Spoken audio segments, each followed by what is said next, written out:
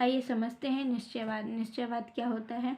मानव निश्चयवाद के समय में मानव प्रकृति पर निर्भर रहता था। मानव प्रकृति के अनुकूल था। प्रकृति के ही सहारे, प्रकृति के ही नियमों का पालन करना होता था। उस प्रकृति के अटल नियमों का पालन करके उसके नियंत्रण में रहता था।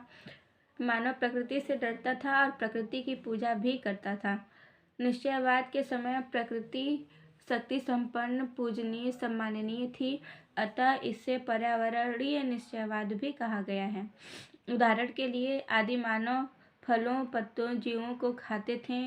वन की लकड़ियों से झोपड़ी बनाते थे और पत्तों से अपना तन ढकते थे। कंदमूल जैसे जड़ों को खा के वो अपना जीवन यापन करते थे।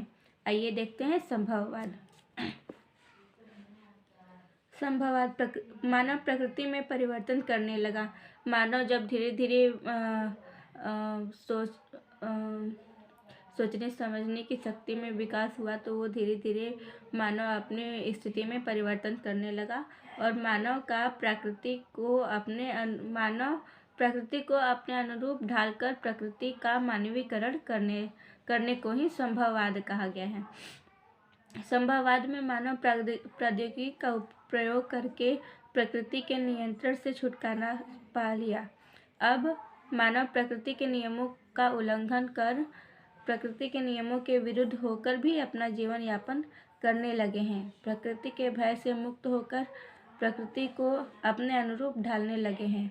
उदाहरण के लिए एसी, वाहन, हीटर, रेलपथ, कारखाने, इंडक्शन सिलेंडर आदि। अब आइए नव निश्चयवाद को देखते हैं। निश्चयवाद और संभावनावाद के बीच का विचार है। नव निश्चयवाद ग्रिफिथ टेलर द्वारा प्रतिपादित है। नव निश्चयवाद के अनुसार मानव भूगोल में निश्चयवाद तथा संभावनावाद के बीच एक मार्ग है, जिसके अनुसार मानव प्रकृति में विकास के लिए एक सीमा तक ही जा सकता है और अंततः उसे प्रकृति के साथ समझौता करना पड़ सकता है।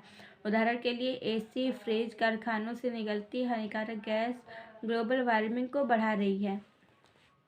मानव के विभिन्न क्रियाकलाप से नदी, वन, वायु इत्यादि नष्ट हो रहे हैं।